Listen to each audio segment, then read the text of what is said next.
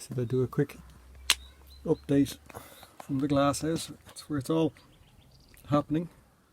You can see the tomato plants have all been planted on.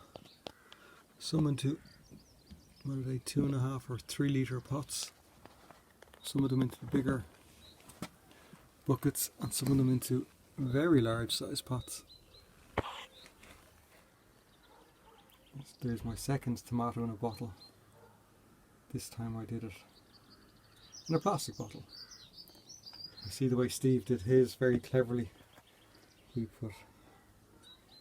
planted his tomato coming out using a piece of paper. Nice trick, Steve.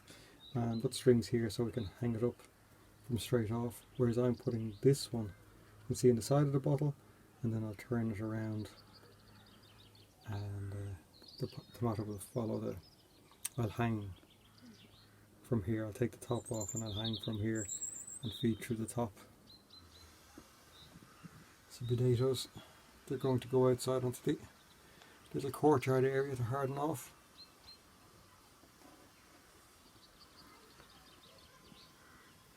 A little cutting I took over winter, some lilium bulbs, and of course we're into dahlia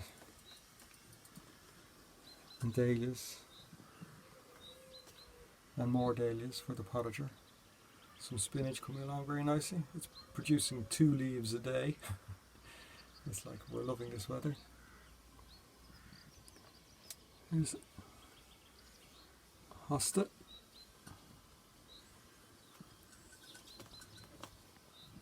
And some petunias we put into a bowl. Lettuces. That's our tomato bottle. You can see it's doing well. Some seedlings to prick out. Begonia tubers have nicely started to sprout as well. Basil I divided a few weeks ago and reused some of it, and then I put it down here for a bit of rest, so it's coming on again. Pumpkin seedlings coming along. Cosmos and Pomea. Those 2 trays, only a couple of seedlings came up and nothing came up from here, so I prick out those 2 and I'll compost the rest. More sweet pea.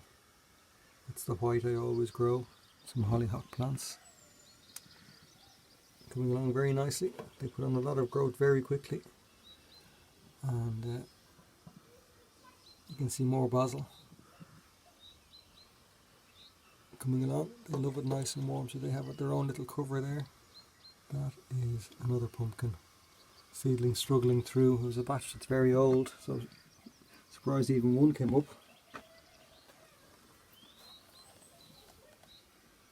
And some of the ivory seedlings, I split them into individual pots. Dahlia seedlings coming along very nicely. They are lethal for attracting slugs and snails, so you can see I have them well segregated in the hope that they get to a decent size, because I've just found in the past they're almost impossible to get growing on broad beans. A lovely hosta there.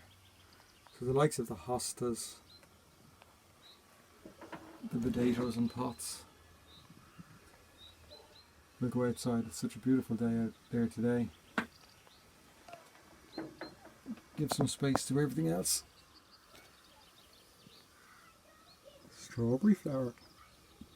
Which, you know what that means? Strawberries on the way. They look like buds. Flower buds. So the idea is to get as early as possible sweet pea flowering. Sunflower challenge. There we go, Nick. Sunflowers are up.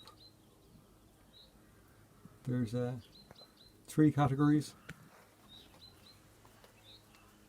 So I've got 3 modules, 2 plants for each. They are the only seed I had. So we'll see if they'll fit in anywhere at all. Slug got in there after demolishing the top of the dahlia, which is a pity. I don't think it will resprout now. We'll have to wait and see. You can see whatever the slug hit here yesterday, it's after exuding a lot of its coating to survive. I'll be out tonight to check because I didn't find any bodies or anything. I was doing 30 days of seed sowing for the month of April and sowing something every day. I sort of let that slip for a couple of days. So I've made up for it with this module. There's 308 modules there, and I've sown 10 different lots of plants. Some old packets, some newer packets. So we'll wait and see what comes of it.